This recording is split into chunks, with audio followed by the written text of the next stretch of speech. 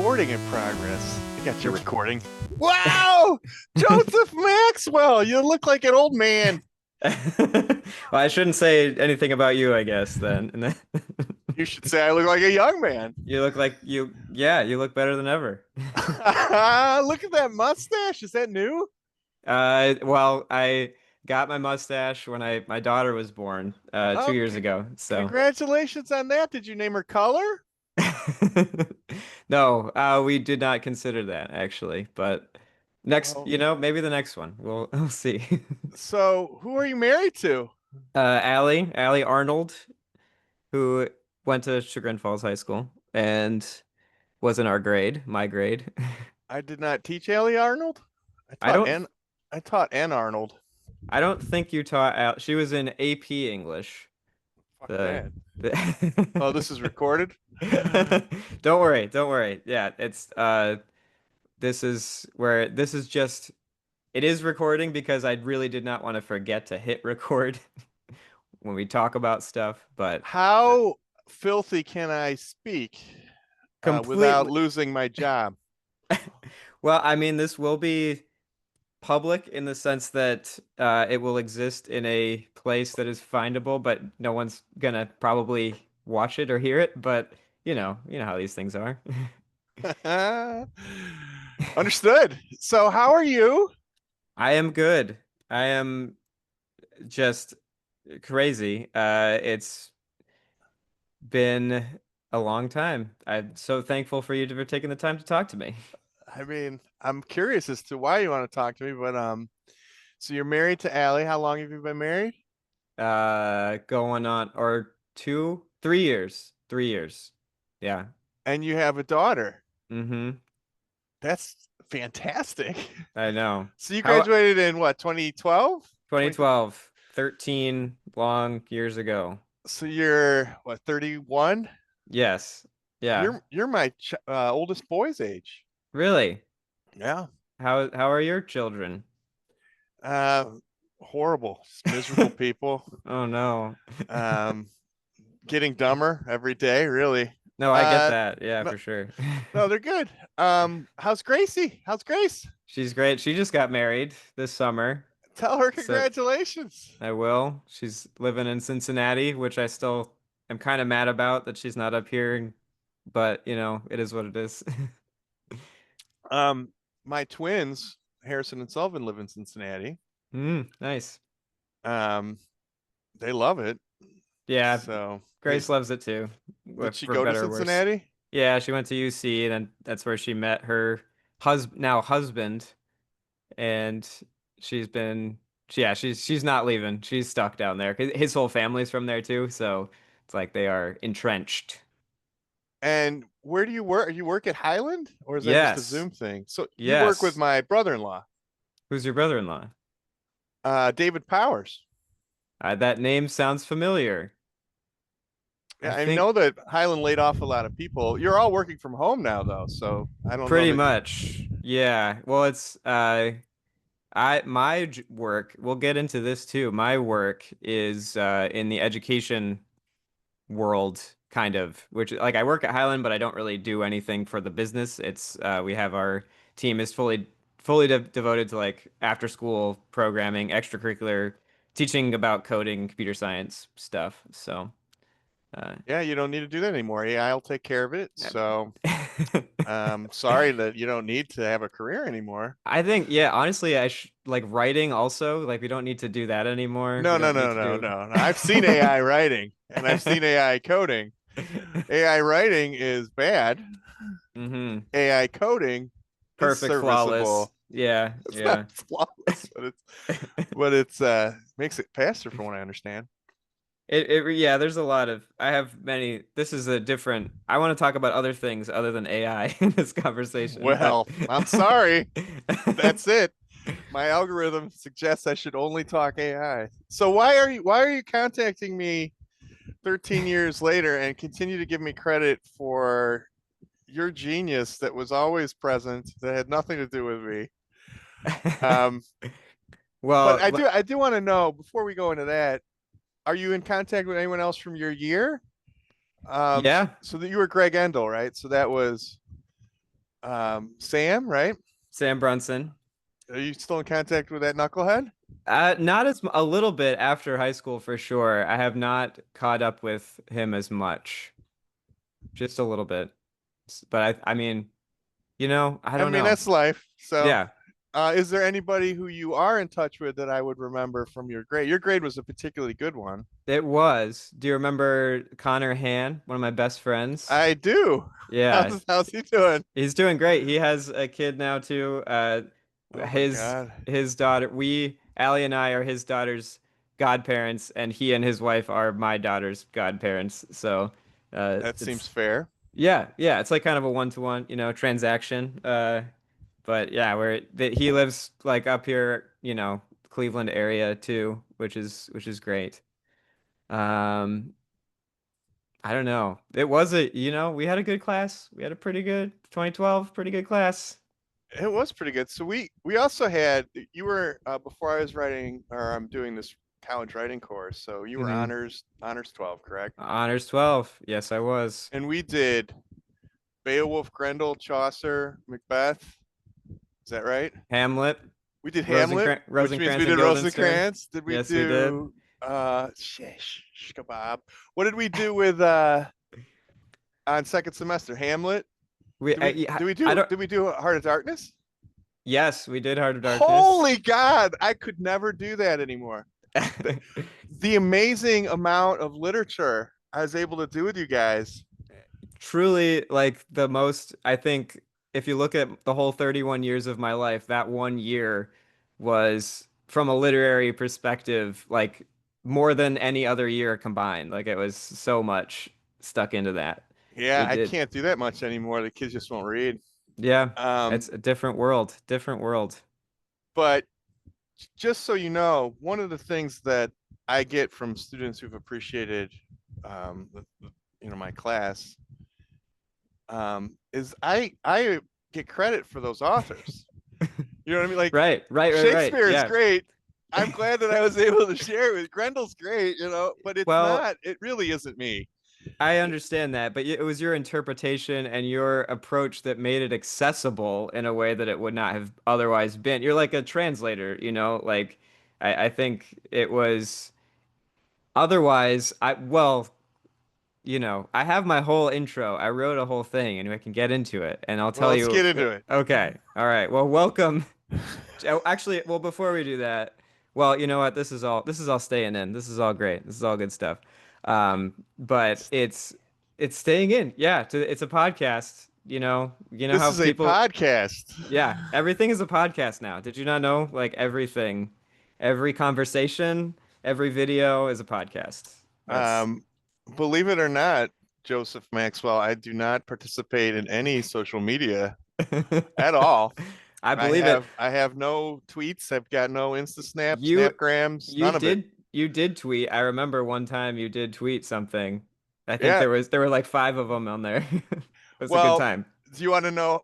I mean I keep messing up your programming, but you can edit. No, I will not, but yeah. I don't Um, have the time. do you want to know why I stopped? Yeah. There were two students. So I had decided that I was going to remind some of the students who were less motivated in school. If they wanted me to remind them about assignments, I could do it via those Hmm. tweets. Hmm. So this kid, again, an underachiever, texted through Twitter, what am I supposed to read? And I responded. And when I clicked on him, I saw an entire conversation between him and a girl asking to go into the woods to smoke weed. My God. And I am a mandatory reporter. Hmm. So if I was to not any endangering or illegal behavior, I have no choice. I have to Hmm. report it.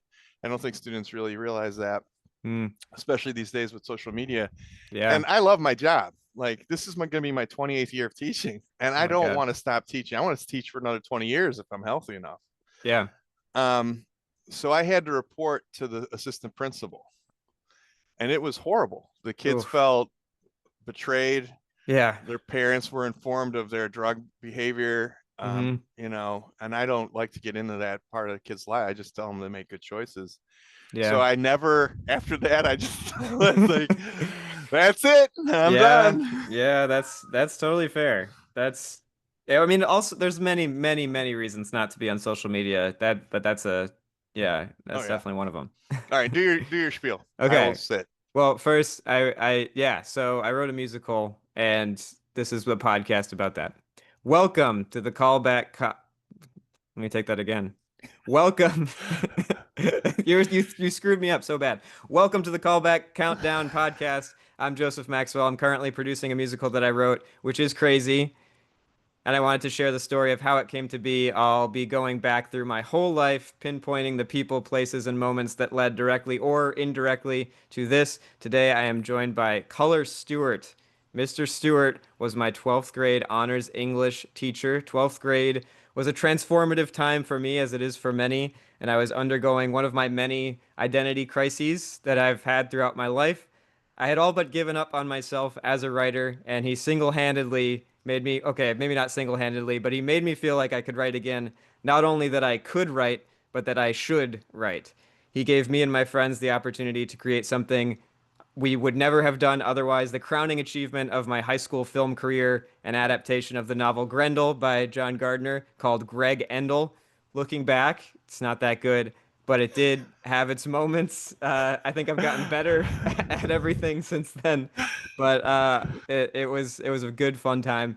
So welcome, Mr. Stewart. I'm not going to call you Color. Welcome. Thank you for being here. All right, well, I'm not a mister anymore. I am What? Professor Stewart. Whoa. That's right. I'm not gonna call you that either. Sorry. What? I didn't go to all those years of professor school to be called Mr. Okay. Maxwell. All We would right. be equal. I don't expect us to be equal. All right. Professor That's Stewart. right. Like Dumbledore. So, yes. I had mentioned this briefly, but I'm actually in education world now a little bit. And I think about one thing that you said to us as a class about how, as a teacher, you don't always feel like you're having much of an impact because you have all these little kids and they're doing, high school stuff. But then those people might go on to do so many amazing things, and everything that they do, all the impact that they have, you have some influence in that. So I think about that when I am teaching a class or making a lesson plan or something. Um, and your impact definitely has come through in that way, in that small spark that has, you know, continued on. But how did you get into education? What made you want to be a teacher? Wow. Um, so I'm really fortunate in that I chose it pretty early. So in seventh grade, I didn't tell you the story when you were in my class. You probably did, but for the folks at home. Uh, okay. So in the seventh grade, I was really good at math, and in particular, algebraic word problems. And there was this girl, I went to a small private school in Avon Lake called St. Joe's Avon Lake. It's still a school. And I had in those kind of schools, you have like 30, 40 kids who are in your grade, and then you're with them for 8 years. So Hmm. there was this girl, her name was Marianne, and she was awful at math. I remember her crying in the second grade, in the third grade, and fourth grade, just always, it was not her bag, always struggling, always being miserable. And in the seventh grade, my teacher, Mrs. Petkoff, asked if I was having trouble getting through to Marianne, and she asked if I could tutor. So I was like, yeah, I could tutor because it was an ego massage, of course I could tutor. So after school in the seventh grade, I sat down with Marianne, and it was algebraic word problems, which they were my bag. And I immediately showed her, look, I can do this. Here's the Hmm. word problems, what you do, make it a formula, solve it. And she looked at me like I was speaking a different language. I go, no, no, no, but watch. And I did that, showing off like a seventh grade boy would do. And then I just saw her getting more defeated, feeling worse and worse. This is a girl, and I guess I didn't have the intellect to, unpack it like I can now, but You're seventh grader, yeah. right. But she had always felt stupid. So, and was always reinforced that she's stupid because she Hmm. was unsuccessful in, basic math class. So I came up with an idea. I was like, okay, we're detectives, and the clues are the part of the formula. and they're always introduced in the same way. So we're gonna try to find out the clues like a detective would. And that's what I did. And I made this narrative in which we were figuring out the mystery and how it went into the formula. And algebraic word problems are pretty easy once you get, you know, the clues that what belongs where in the equation. Mm-hmm. And after 3 or 4 times of me demonstrating that, I was like, okay, now you do it. And she did it. And she did it without any of my help.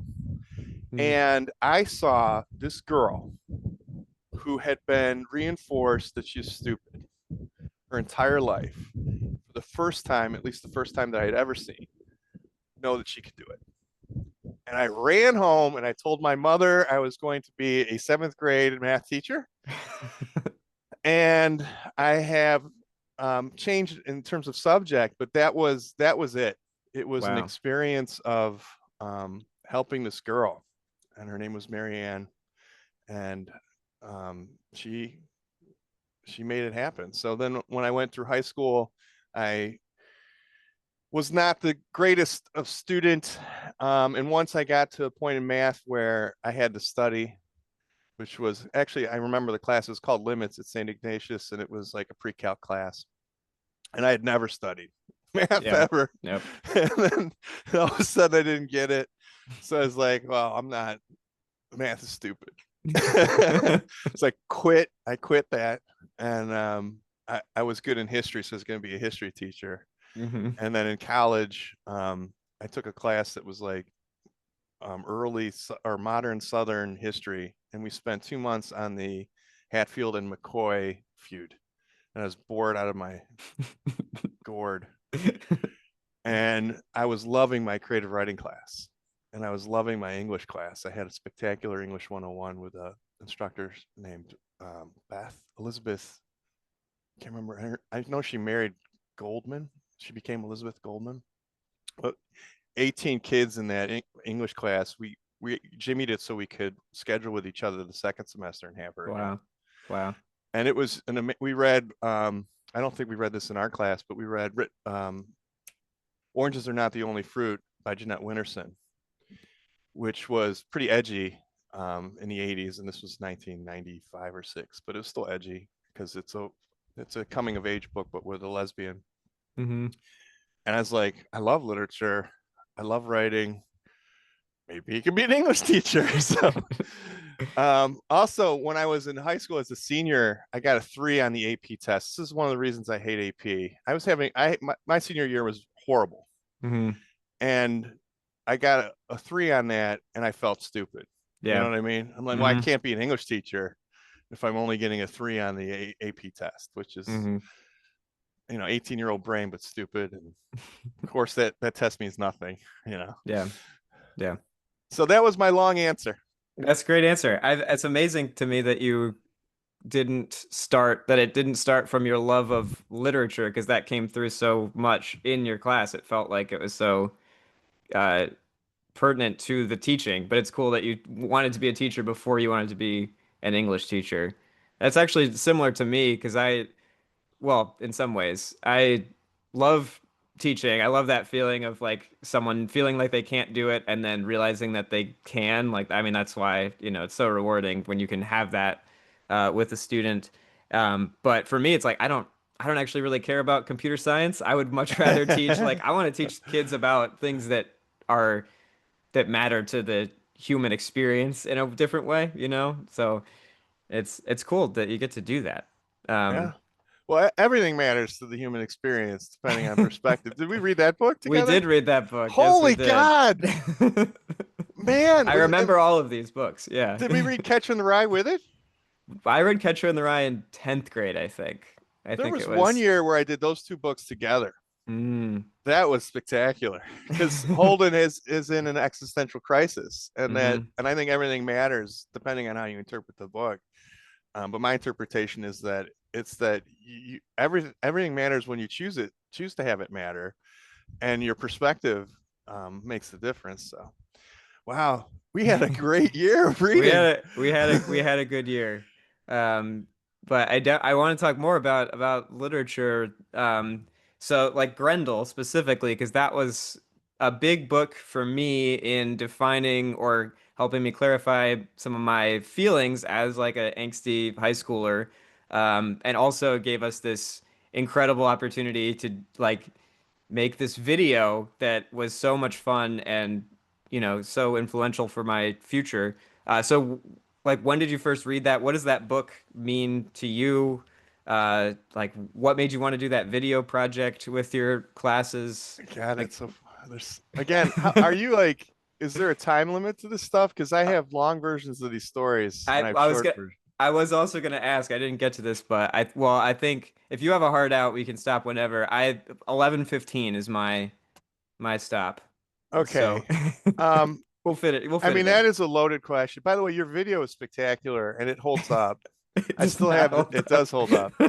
Um, the banging of the wall, Brunson's There's hammering it some up. there's some good moments. There's good moments. um, Gordon, right? Gordon. Yep, yep, yep. Him being the lazy, non-helpful worker is so clear in his little scene. Just so you know, I wasn't fooled in the believing that he worked hard. No, he no, yeah. I It was- and and I want your audience to know I love him equally. I yeah, understand that he had his own issues, but yes. it was clearly there was a and who the guy with the guitar also. It was you and Brunson, DeGreen, Sam yeah. DeGreen. Yeah. Sam, they moved out of Chagrin. I love those kids. I love them Yeah. all. Yeah. All right, so um, Grendel was suggested by Bobby Sorensky. hmm Um, she said it was a great book, and she is gifted with choosing great literature. Mm. I am not. She is. I read it and I was like, this book is amazing. How am I not teaching Beowulf with it? Beowulf is basically a flimsy mythos, misogynistic comic book. hmm And Grendel is this 1960s existential journey. And I loved a few things about that book. Number one was how, I don't know if you remember this, there's a section in which calculus is actually in it.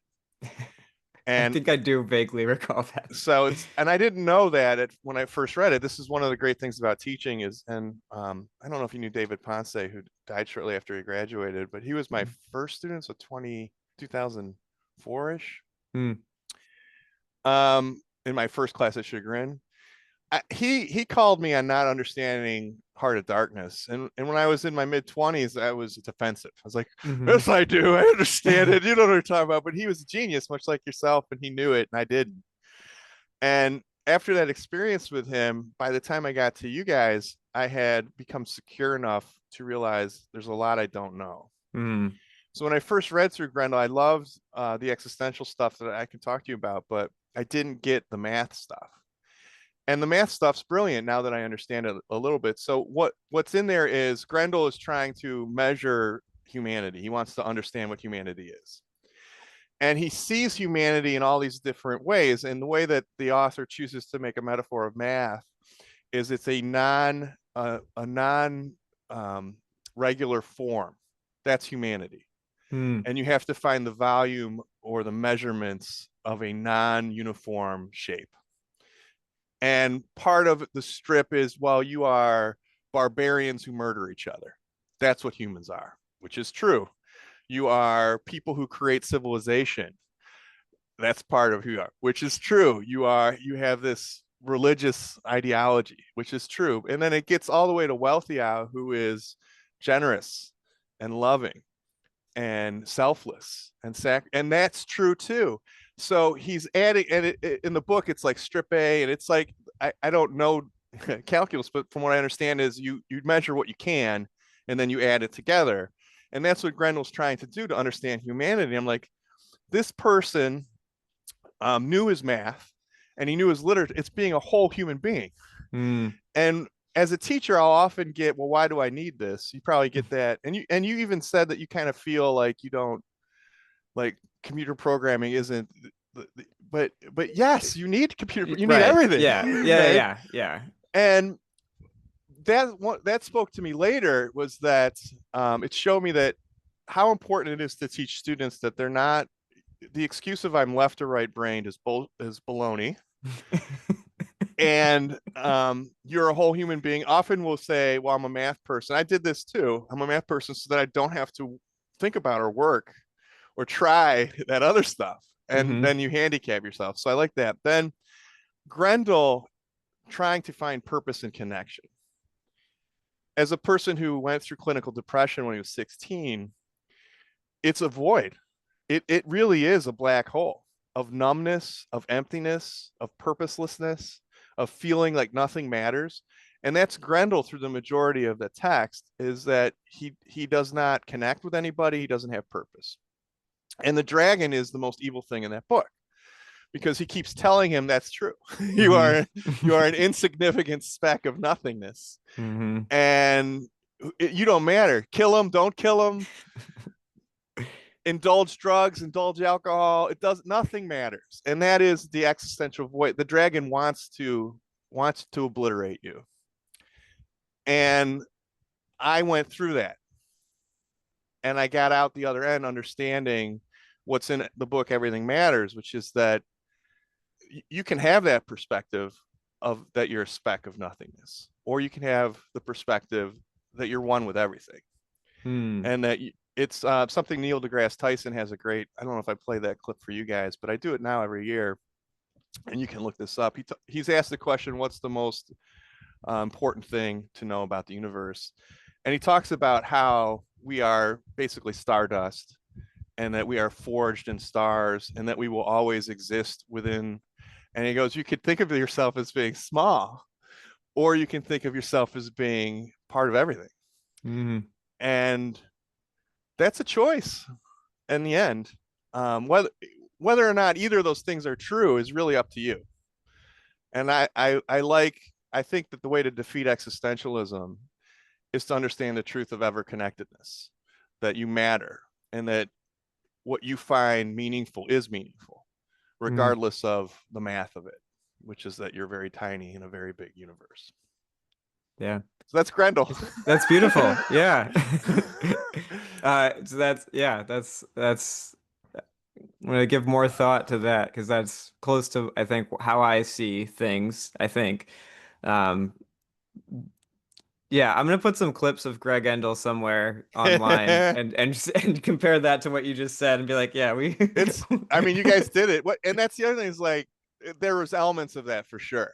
yeah. This wall is hard because you make it hard. You have that in your movie. I remember lines from your movie. Better than I do, maybe. I remember parts of it for sure.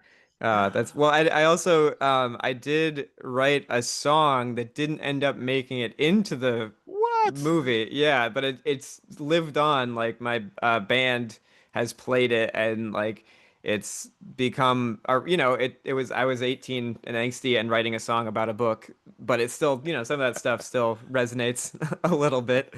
But yeah, it was just such a great opportunity to think about things and create something. What are you teaching these days? Um, so right now I'm teaching a composition course. So for the last 8 years, I've taught Comp 1 and Comp 2 through Tri-C at Chagrin. Hmm.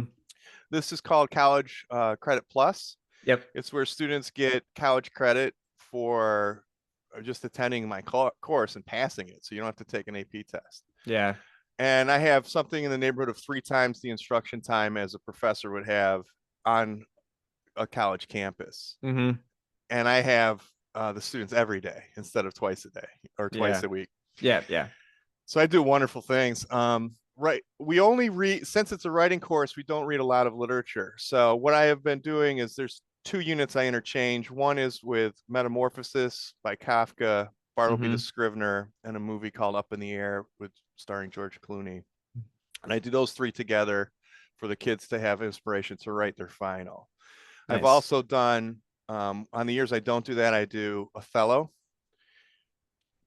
Get Out, the horror film, and Nice. a play called American Moor, which is about a black man who is 50 years old or something, and he's auditioning to a 24-year-old white director to be Othello. And he's Wow. standing, and the white director is telling him how this black man would act or feel in front of a room full of white people who are judging him. Mm. And the irony is so thick. And then of Well, course, yeah. and Get Out is of course a black Hmm. man in a white space, and the uh, it ends with him strangling. I don't spoilers on your Get Out. Spoiler for the Jordan Peele classic, Get Out. Yeah, well, the movie's old, but in both Othello and in Get Out, the protagonist is a black man who's strangling the woman at the end. Mm. And what's amazing about Get Out is when the police drive up and we see the protagonist strangling, we're like, oh no, the police, they're going to Right. think the wrong thing. Right. Right. And that's the brilliance of the film, is that this white Yeah. audience would, for a moment, feel what it's like to be pulled over if you were a person of color. Yeah, I did hear that one of the like because then it's revealed that it's actually his friend and Yeah. it's not. But one of the original cuts was that it was the police and it was just Yeah. like too much of a bummer. Like it's just Like, you can't do it. too much of reality. They Yeah, would have too shot him real. on the spot, Yeah, it's too real. Um, there was something. Oh, the movie assignment. You asked me like how. So I had Yeah. that assignment was given to me as a junior in high school Wow. by Mr. Fujimoto, who was a longtime teacher at St. Ignatius, and my friends and I had a formative experience filming Beowulf Wow. and 1984 in second semester. So we filmed Wow. two films, That rocks. and I played Grendel. Mm. And You in passed that on to me, whatever that was. It made me play Grendel. in our version, it was a dance off, a disco dance off in the Staying Alive Hmm. from the, I mean, it was in the 90s, but there was a 70s revival in the 90s. Hmm. And we were doing this, and Grendel's arm flies off. And that's how he loses his arm. And the kid, again, the camaraderie with my friend, those are friends that I've been friends with for 30 years. Hmm. And part of it is that experience of filming together.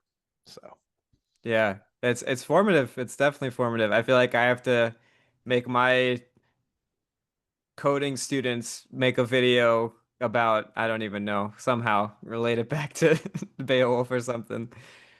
I don't do that anymore, but I have a new class next year. I get to teach a sophomore level college course called Introduction to Shakespeare. Mm, And I believe I'm going to have the students do a scene where they nice. can, and they could possibly film that if they want. Yeah, that's cool. I think it's such a good way to force you to think about stuff. And I mean, it was so great for me. Um, all right, let's see what else we got. Do you still live in Parma? Yep. Nice. All Is it? right. I have some friends from Parma. They always, I mean, it's nice. It's great. Are you familiar with the works of Ghoulardi? I mean, I know of him. Okay. My dad was like obsessed with Ghoulardi and Big Chuck and Little John, and Yeah. Ghoulardi makes fun of Parma a lot, and didn't it's great. It's good stuff. The father of Paul Thomas Anderson, film director, for those who are unaware. I Uh, didn't know that. you didn't know that? No, Yep. Ernie Anderson, Ghoulardi, Cleveland late night horror host, that's right. a legend. All right. I got a few other By the way, Parma is great. First of all, it's affordable housing, which is Sure. unheard of Sure. in this time. It's 10 minutes from anywhere. It used to be the jewel of suburbs back in the 40s and 50s. Hmm. People would work at the car plants there. It was GIs would get housing benefits to live in these bungalows, one that I live in now. Hmm. Um, it's just, and there's 75,000 people there now. It's just, it used to be 95, and Mm. the mall used to be big. Malls are dead. Yeah. Yeah. We don't have a rec center. Our roads aren't particularly good. There's things that the schools we haven't passed a levy in 20 years, really. Yeah. Um, and it should be more of a crown jewel than it is. At one time it was, and it's kind of a shame Yeah. it's not. But has affordable housing. That's those stuff that's not picked up by renters. Yeah. That is huge. And it's a very central location. That's Hmm. also, I'll give it that. I'll give it that. But you guys have your White Sox and pink flamingos, That's though. right. So, you know. Is that good?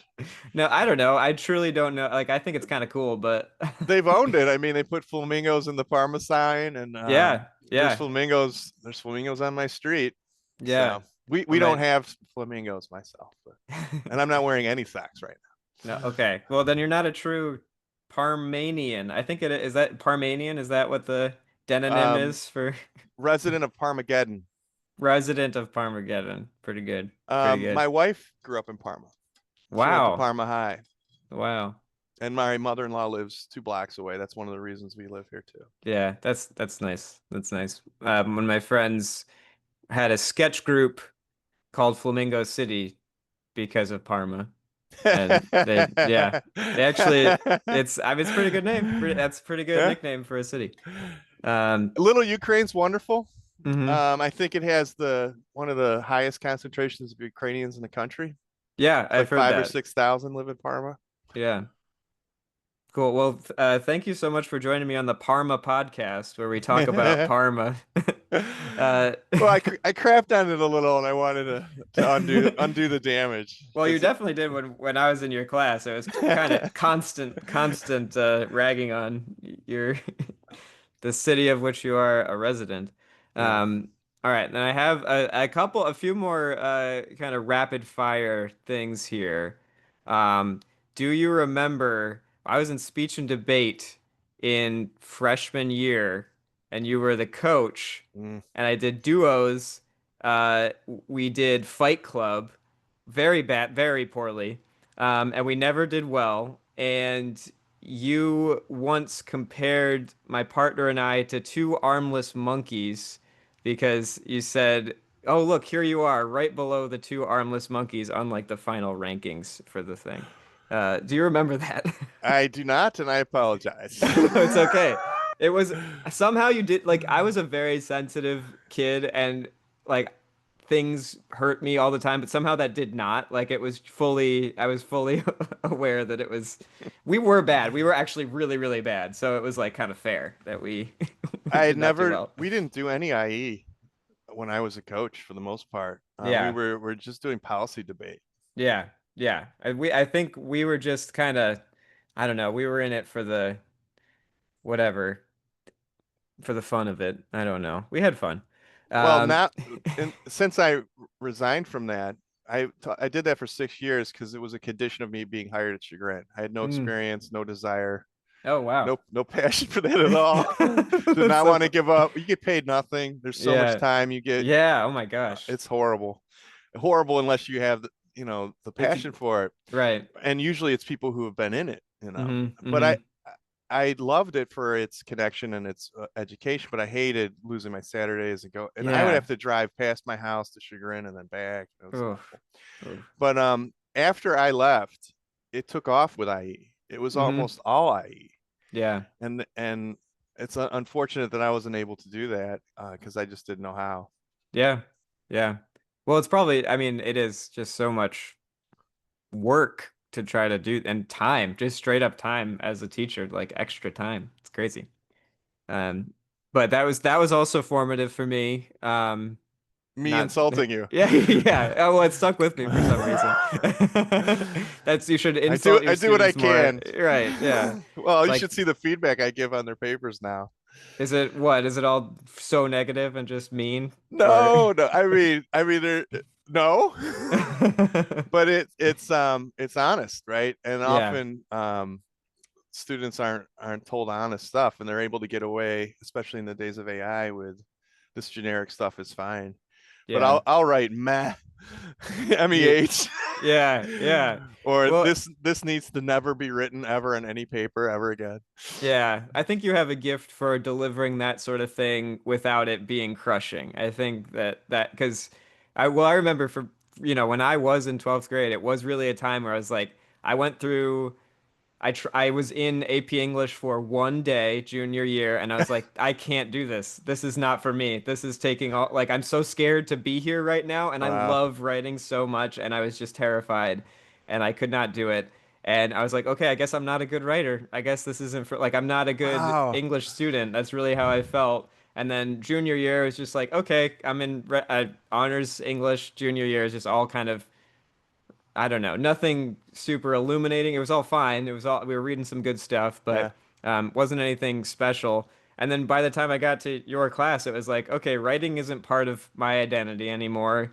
I'm just like, I'm okay. I guess I can put some words together, but I felt like paralyzed when I would try to go right because I couldn't do it. And I think you gave so much encouragement and made me just opened me up to do it again and to write. And I think it was partially what we were reading was inspiring. The assignments that we had were inspiring, and then just the feedback of letting us know, like, if you know, if I wrote something good, you would tell me, and that meant a lot to me. What a failure of the school system for someone like so you are legitimately a genius, a creative genius, and someone who can articulate meaning. This was you at 18. I mean, maybe you're dumber now. I I think That I've was a gone. joke. No, I've gone up in some ways, down in other ways, but But what a failure, right? For somebody with the intellectual depth and acumen that you have to feel like you couldn't do it. Like, and I don't blame the kid, you yeah, know, the, yeah, we all have these negative voices yeah, that tell us we're not good enough. But when you're so clearly skilled and have innate talent, and it's our job as teachers.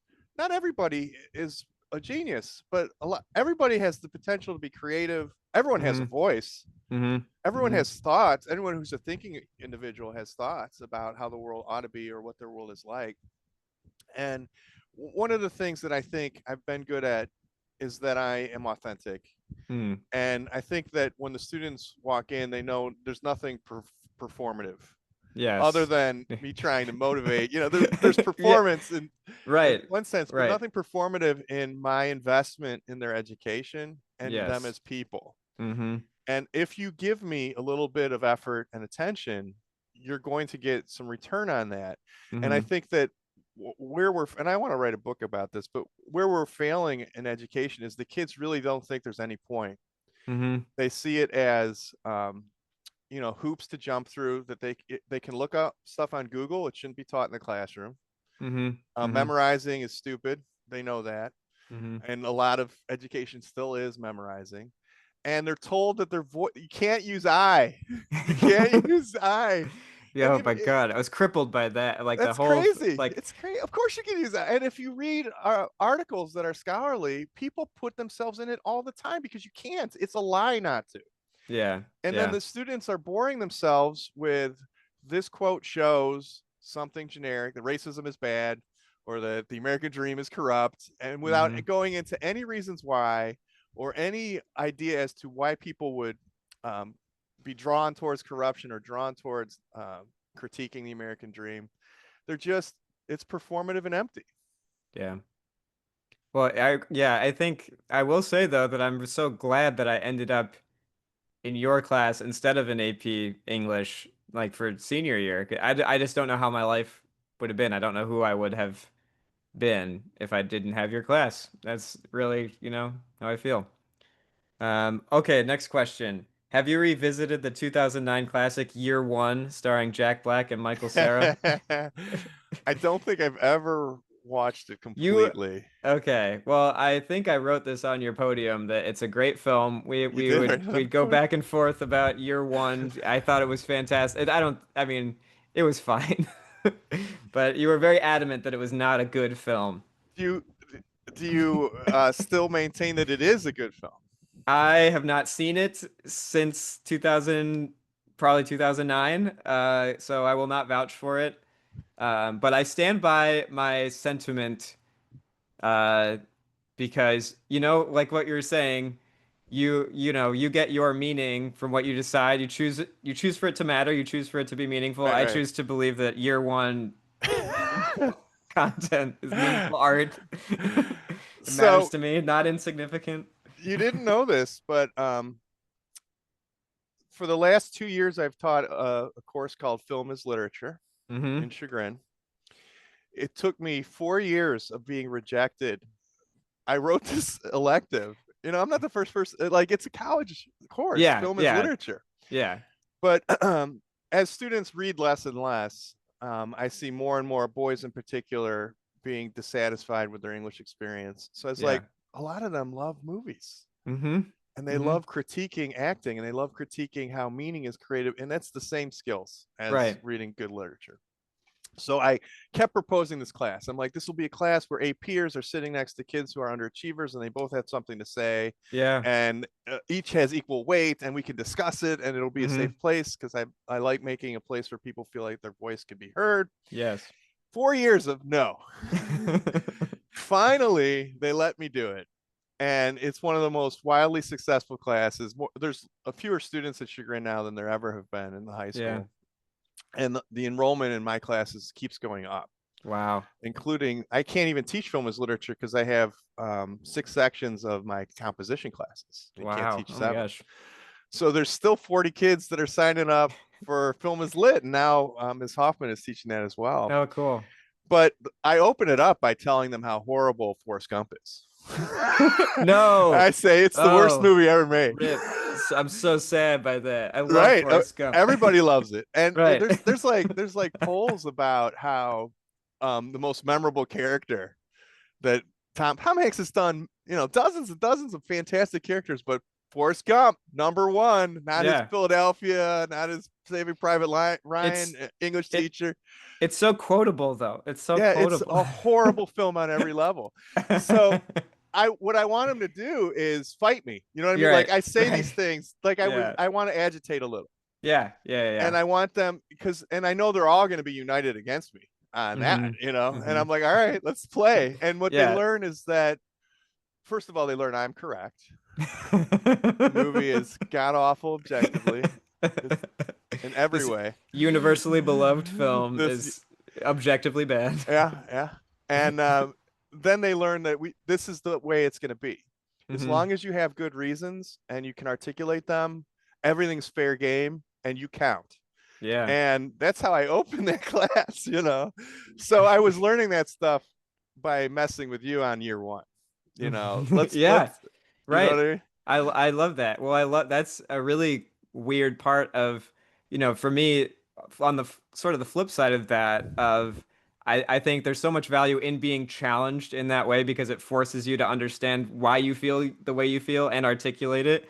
And from the creative side of like writing, I wrote this musical and it was a very solitary process of just I wrote it, I wrote exactly what I wanted to write, I wrote the songs and the script and everything and then getting other people's opinions and we'd go through like we'd do writers room type of things or we'd have meetings and talk about it and other people would be like, well, I think it should be like this or I don't like this part or this is weird and I'd have to be like, but I wrote it like that. Like I had I'd be like I'd have to figure out why I wanted it to be a Yeah. certain way and like actually understand why it was good or then realize like, oh wait, that actually would be better, another way.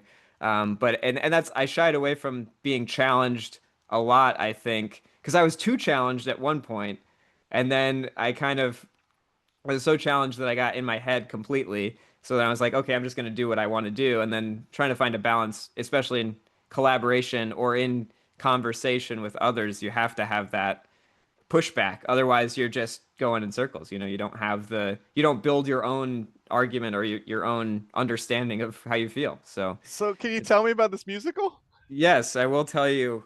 So it is the story of an aspiring comedian who gets the opportunity of a lifetime when a streaming service holds local auditions. That's the little quick snippet. It's a show about how I've always had. I mean, it's every character is based on me. There's like, 10 characters. That's just how I can, the only way I can write. It's Very, really very Aaron Sorkin of you. well, I don't know. It's not quite as witty as Aaron Sorkin necessarily, but um, I it's really just about a person who has big gigantic dreams and wants to follow them and has a community of people that support them or some that are in conflict and just grappling with creativity and art as a form of expression and a form of meaning with or without extrinsic success or value placed on it, and trying to, you know, figure that out. And there's a lot of jokes. It's a comedy musical, so it's, there's some bits in there. There's So some you're keeping it light. you're keeping it light, keeping it light, keeping it light. And that is the absolutely perfect segue. I literally could not have thought of a better segue. You wrote me a letter, May 30th, 2012, that I have with Wow. me right here. I wrote Uh, you a letter. you wrote me you typed it up. It's in, I think, Calibri is the font. Can't quite tell. Classic Microsoft Word. Um, or maybe it's Arial. No, it's definitely not Arial. I don't know. But this is part of the letter. Kurt Vonnegut survived the deadly firebombing of Dresden inside a slaughterhouse. He said that over 135,000 people were killed. He remembered with great detail the condition of the dead. Kurt Vonnegut, perhaps one of the most important American novelists ever, laughed all the time, was considered good-natured, and wrote intensely funny material that didn't diminish its importance. Being brilliant often means getting the joke, but sometimes it means you have to be the one to tell it. And I think that really, I mean, that's just a part of an excerpt from this letter, but that really is the essence of my philosophy, is really encapsulated by live, laugh, love. That really, that's the thesis of my musical. And I think, Should put that on a pillow. oh, it's on a shirt. Let me show you. Look, well, actually, this is our merch here. It says "Laugh and Live in Love" because it's a little bit different. Um, but grappling with the absurdity of existence and recognizing that the absurdity and the pain and suffering and unknowability of everything doesn't make it unmeaningful, and that laughter and love and just surviving an experience and existence boils down to a rejection of sometimes what feels like an you know impossible to ignore, the lack of meaning, but um you know finding that, having the proper reaction to the absurdity, and it is like laughing because everything is so stupid all the time. It's so dumb, and Not getting any smarter. it's so hard. But So that's can why. I ask you a question? I Yeah, think I gave you. You did not win the David Ponce Senior English Award, correct? I don't Didn't I give? remember. I don't think so.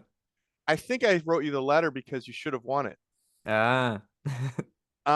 And I think at that time I wasn't going to give it to more than one or two people, Hmm. and so I think it was. Were you with David Neerman?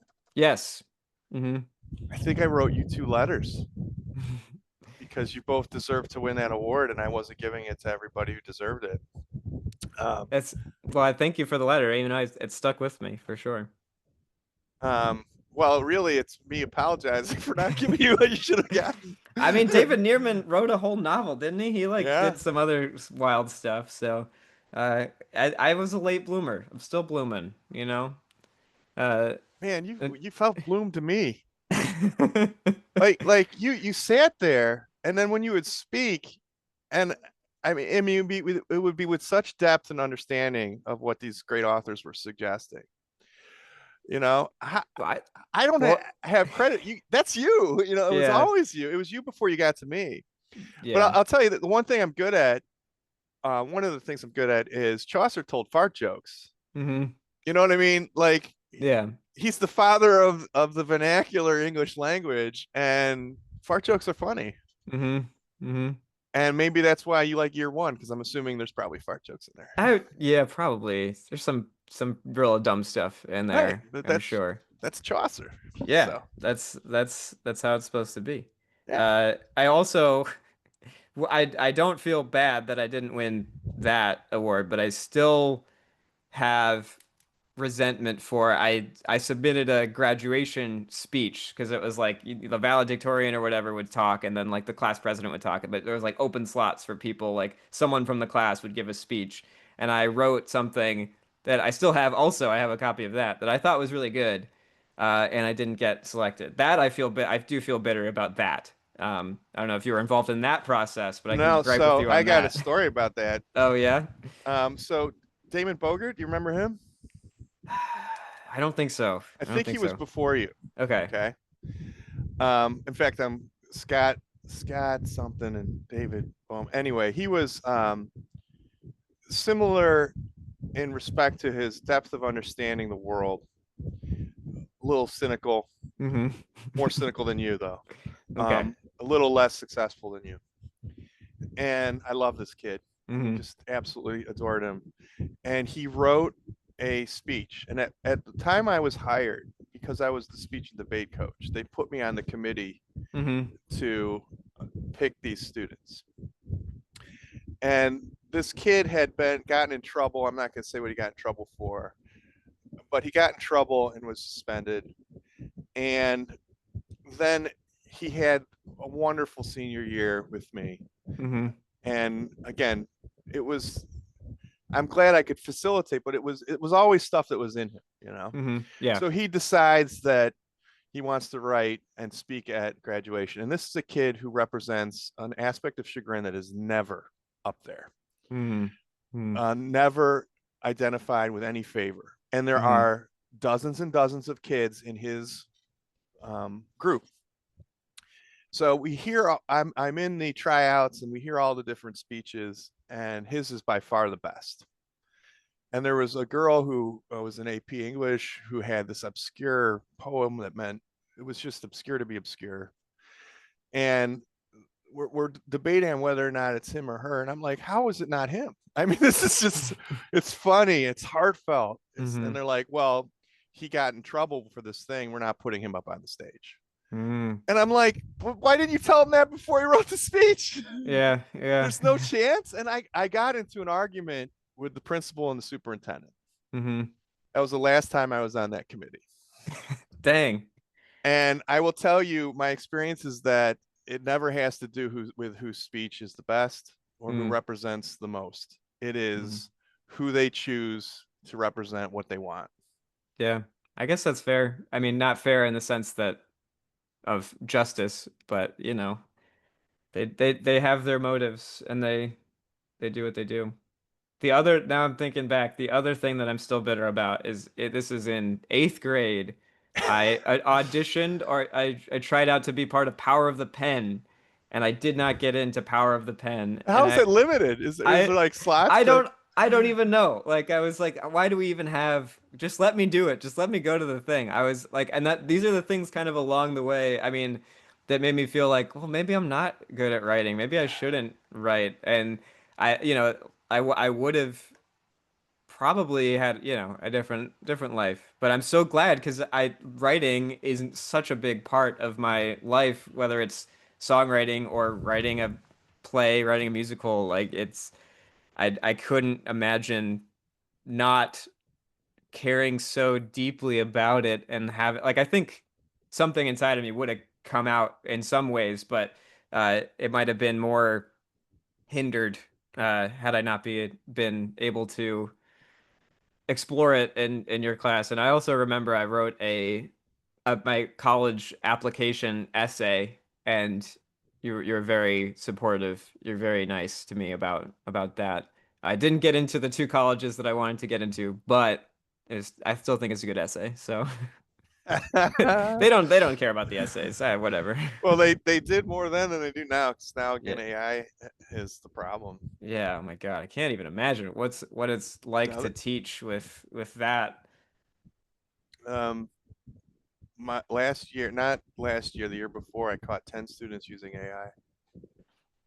It's It's crushing because for it's me, it's like you're gonna do fine right. if you put Yeah. it. You know what I mean? And in the writing course, you get revisions, so you have a full draft. What students in your year would consider their finished draft.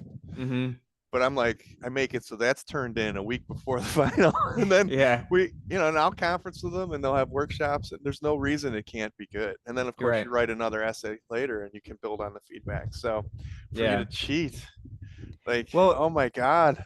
it's just like, especially, I mean, like teaching coding, it's like if you, even if it works and it's great and it's perfect, like you're losing out on the experience of doing it, like for its own sake. You should write to write, not to be done writing. Like I think that's a big thing that I've Like I used to want to write so I could finish something, and now I'm like I'm writing so that I can write. Like that's it's its own reward. It's the whole thing. It's the exercise of it. It's Well, that's the difference between mushy-brained frontal lobe not done and when you're 18. It's all about yeah. economy of time. I would rather Hmm. be doing something else, which includes now scrolling endlessly. Oh my gosh. Yeah. So if only economy of time is what matters. I mean, I don't give any homework.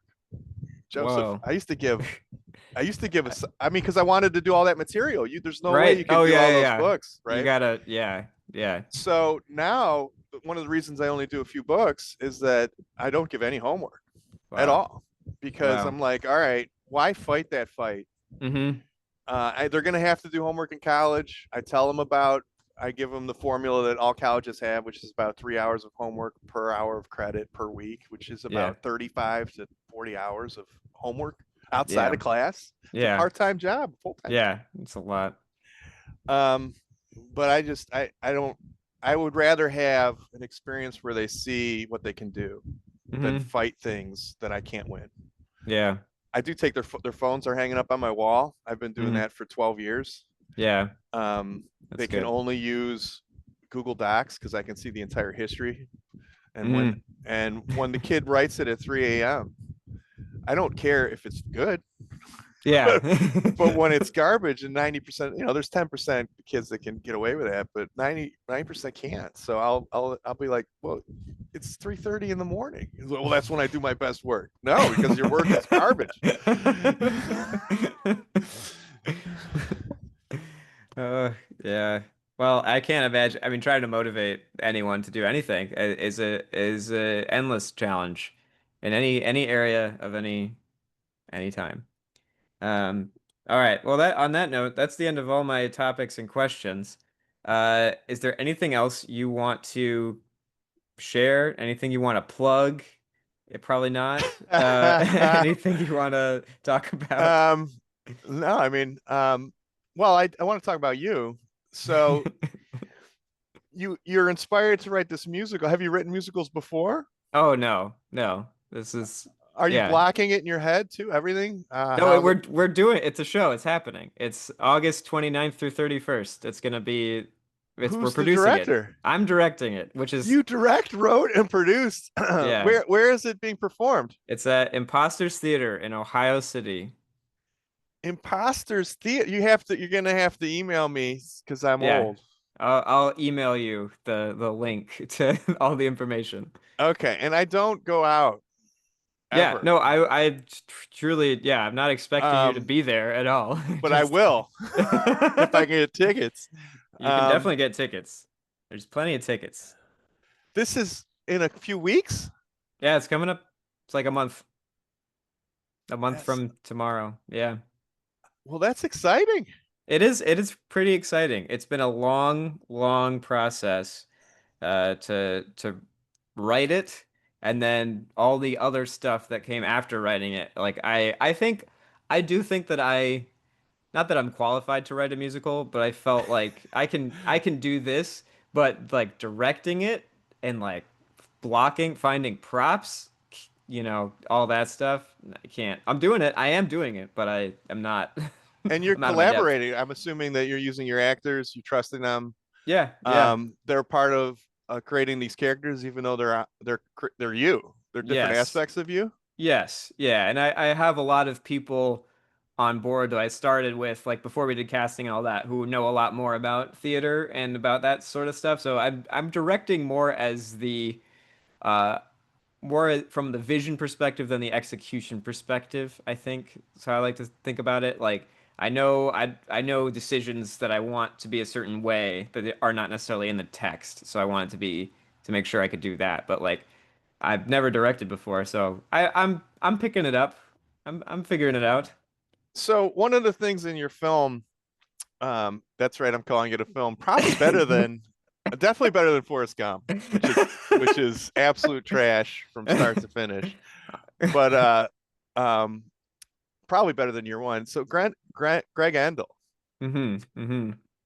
is beautiful at times, I believe that. Yeah. in which it expresses how if you want things to be meaningful, it's really up to you.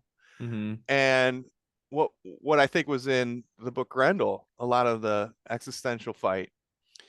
Um, so what is the message that you or the experience that you want your audience to take away with your musical? Well, it is it's hard to articulate. That's why you have to see the whole show because the message is part of the whole thing. But um let's see. The actually, if I could boil it down, there's one line in one of the songs that is every stupid moment is a blessing. And that's really the distillation of how it is. It's that everything is stupid, everything is absurd, nothing makes sense.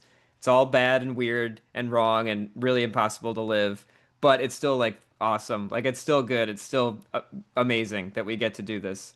So it's, I mean, similar to Grendel, really. Grendel is a bit of a predecessor in some ways to Greg Endel. Um, but that is really if I could boil it down, it's really just like, have a good time, laugh, uh, and acknowledge the absurdity and treachery of existence while also like just hanging out and chilling. That's it. So it will be an entertaining comical romp through the misery of living. Yeah, yeah, I'm gonna put that on the poster. That's pretty good. I'm excited to see it. I hope to see you there. If what I'll send you the recording either way. Well, I mean, I should take my wife out. It's her You birthday should. suit. You should. She likes to It, be out. I do not. you, it'll be a very unique theatrical experience, unlike any other, which for better or worse, it's not going to be your traditional theater going experience. All right. Speaking of non-traditional theater, what if I was to read Shakespeare Mm. scene by scene on YouTube and then break it down as I would in classes? Would anyone ever watch that? Hmm. One fat middle-aged white dude I th reading Shakespeare to the ether. I think it all comes down to the production. Yeah, I think you could do it if it was well edited. If it I was well can't edit. edited. Yeah, well, that's I think it'd have to be well edited. Okay. If you, Shakespeare didn't have any editing, and I he was know. up against a beer baiting. Yeah, Right now, but you're up against the Andrew Tate or whatever, which is the equivalent, the social equivalent of beer baiting. yeah. Well, I think also if you did a podcast, I would listen to a podcast. I would do that. I don't know what those are. It's a podcast is just any form of audio or now they're videos too. They used to just be audio, but just anything. It's a podcast. Just make it a podcast. And then You just yeah. say that it is.